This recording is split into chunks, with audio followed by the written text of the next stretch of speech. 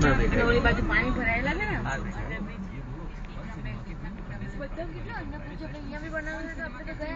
Craziest traffic jam I've ever driven in. Some really silly people. મારે તો મૂળતા